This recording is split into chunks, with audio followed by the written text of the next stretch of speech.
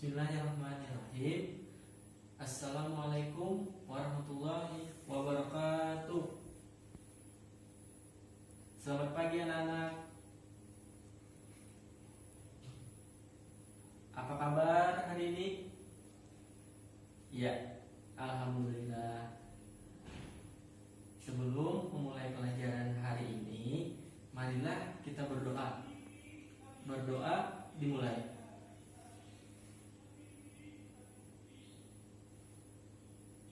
Alhamdulillahirrahmanirrahim. Berdoa selesai. Perkenalkan, nama Bapak Muhammad Fauzan. Bapak di sini mengajar EPS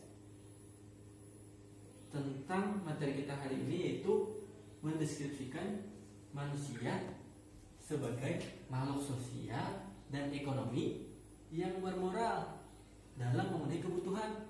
Nah, kita terpaksa belajar menggunakan media online dikarenakan tersebarnya virus yang sangat mematikan, yaitu COVID-19 atau juga disebut dengan corona. Nah, iya, jadi materi kita hari ini itu manusia sebagai makhluk sosial. Apa itu manusia sebagai makhluk sosial? Nah, di sini Bapak mempunyai 3 gambar.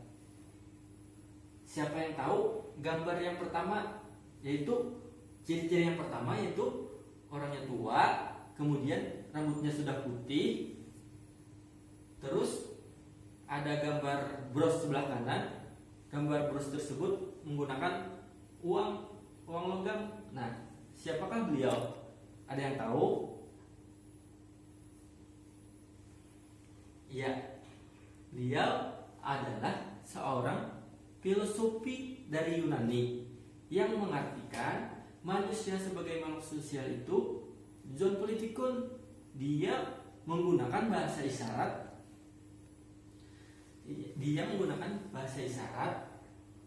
Yang artinya John Politikon. Nah, secara teori, John Politikon itu adalah manusia dikodratkan untuk hidup bermasyarakat. Kemudian,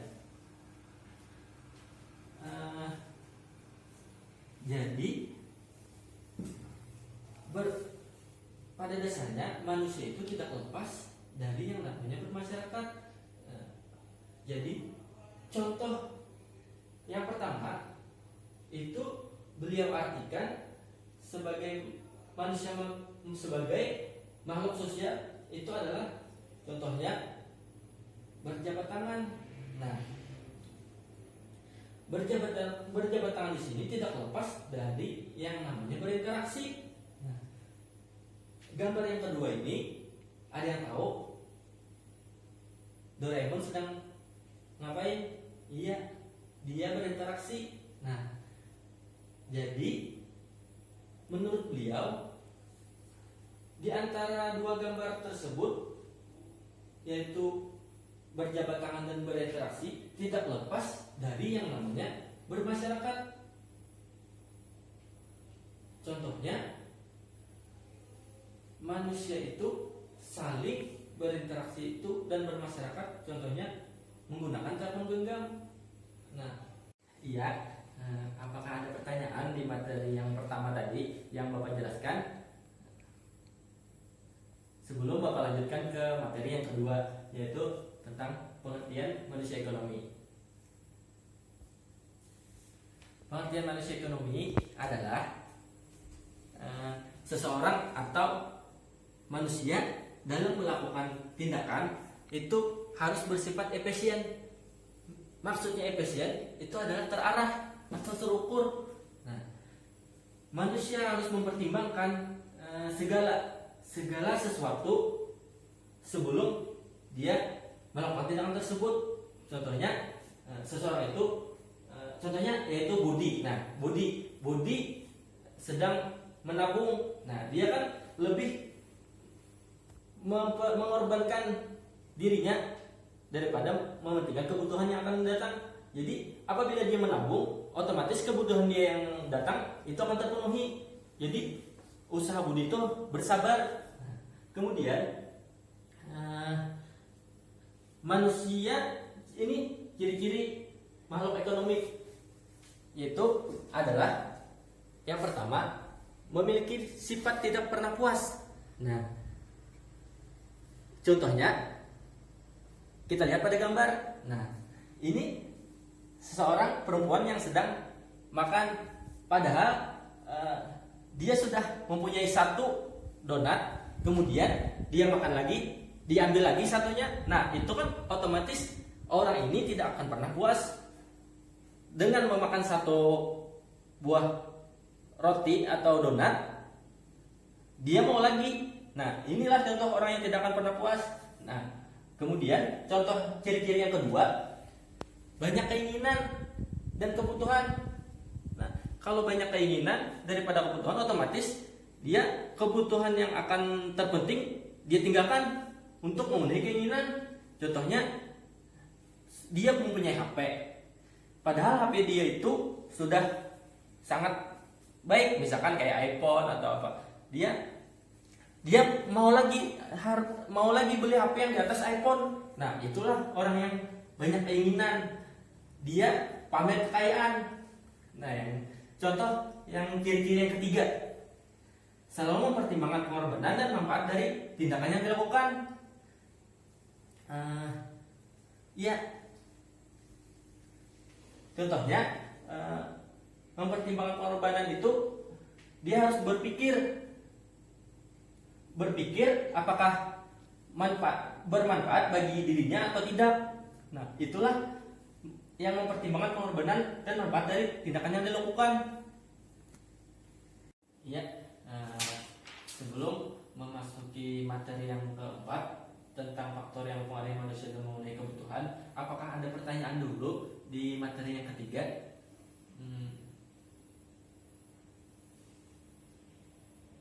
Apakah sudah mengerti yang Bapak jelaskan di materi ketiga yang tadi?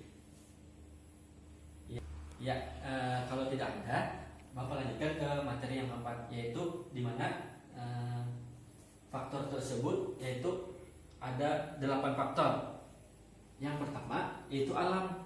Nah, keadaan alam itu tempat masyarakat itu mempengaruhi jenis barang dan jasa yang dibutuhkan. Karena dengan alam, orang yang tinggal di daerah tropis atau orang yang tinggal di daerah dingin itu lebih cenderung membutuhkan kain yang tebal. Kemudian orang yang hidup di tempat tropis otomatis dia memiliki atau membutuhkan kain yang tipis. Nah, faktor yang kedua yaitu adat sosial. Nah, adat sosial mempunyai peranan yang sangat besar dalam memenuhi kehidupan seseorang. Misalnya, sesuatu tradisi yang dilakukan oleh adat sosial tentu membutuhkan kebutuhan yang berbeda. Misalnya, pada pelaksanaan upacara adat itu setiap daerah pasti berbeda-beda. Misalkan dia memakai adat Banjar, otomatis di luar Banjar dia tidak menggunakan adat Banjar. Nah, itu. Kemudian faktor yang ketiga itu pekerjaan. Kebutuhan seseorang juga dipengaruhi oleh pekerjaan. Kebutuhan petani misalkan, kebutuhan petani akan nelayan. Nah, otomatis kebutuhan petani itu misalnya dia membutuhkan cangkul, sedangkan kebutuhan nelayan dia membutuhkan alat pancing. Terus yang keempat yaitu eptek. Nah, kemajuan eptek menyebabkan penemuan baru sehingga orang lain itu ingin tertarik memiliki barang tersebut. Nah, misalkan nih, contohnya, misalkan HP terbaru keluar lagi, terus sudah dibeli, kemudian 1 minggu kemudian HP tersebut keluar lagi. Nah, itulah yang namanya kemajuan eptek itu mempengaruhi manusia dalam memenuhi kebutuhan. Manusia itu tidak akan pernah puas dengan apa yang dimilikinya. Jadi yang kelima, kemudian yang kelima yaitu sifat alami manusia. Nah, sifat alami manusia itu tidak akan pernah puas dengan apa yang dimilikinya. Jadi semakin banyak kebutuhan, semakin banyak yang diperlukannya. Nah, itulah sifat alami manusia. Jadi kemudian keadaan ekonomi. Nah, keadaan ekonomi itu di mana seseorang akan ditentukan oleh tingkat pendapatan. Semakin tinggi tingkat pendapatan seseorang, maka semakin banyak perlu kebutuhan. Dengan banyaknya pendapatan yang diterima seseorang, ia akan berusaha mendapatkan apa yang diinginkannya. Nah, contohnya misalkan dia sudah mempunyai 1 buah mobil dan keluar lagi mobil yang terbaru dengan kebutuhan yang di atas orang kaya.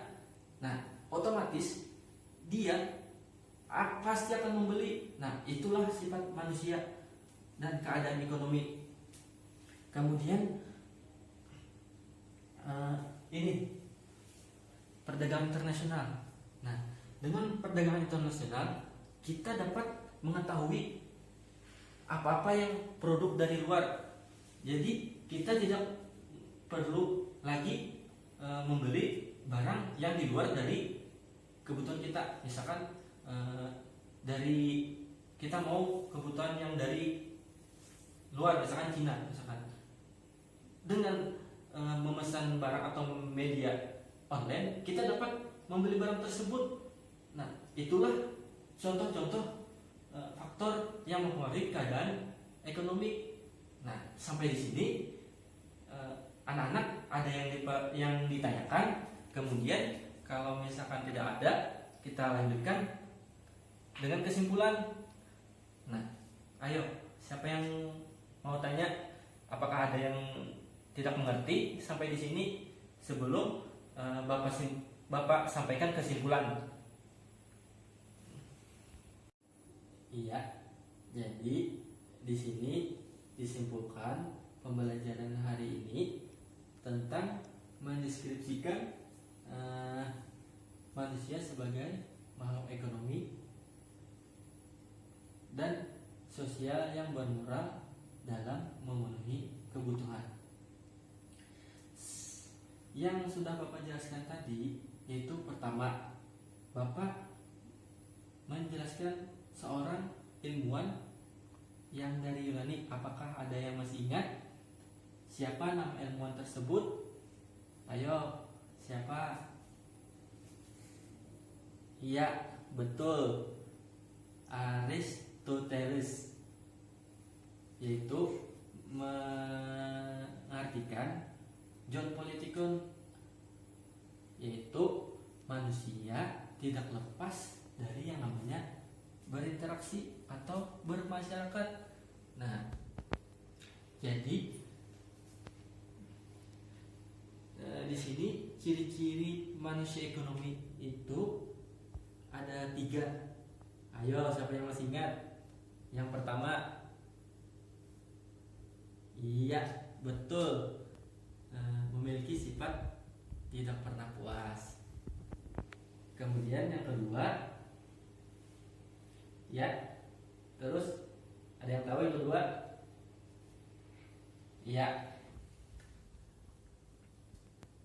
banyak keinginan dan kebutuhan. Nah, ayo yang ketiga, masih ingat apalagi ciri-ciri manusia ekonomi? Nah, iya, selalu mempertimbangkan pengorbanan dan manfaat dari tindakan yang dilakukannya. Kemudian manusia sebagai makhluk ekonomi yang bermoral itu sangat penting. Artinya dengan mempelajari ekonomi, manusia dapat berpikir secara rasional. Artinya luas. Rasional itu artinya luas. Dalam menggunakan sumber daya yang ada, yang jumlahnya terbatas, dapat menyusun skala prioritas untuk memperoleh alat pemuas kebutuhan. Dengan prinsip ekonomi, hendaknya harus didasari sikap mental sebagai manusia ekonomi yang bermoral.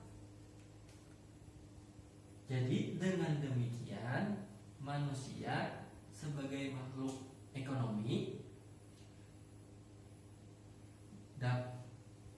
dapat upaya dalam usahanya mengandalkan alat pemuas kebutuhan dengan usaha mengandalkan diri, menjunjung tinggi norma-norma sosial, menjunjung tinggi nilai-nilai agama,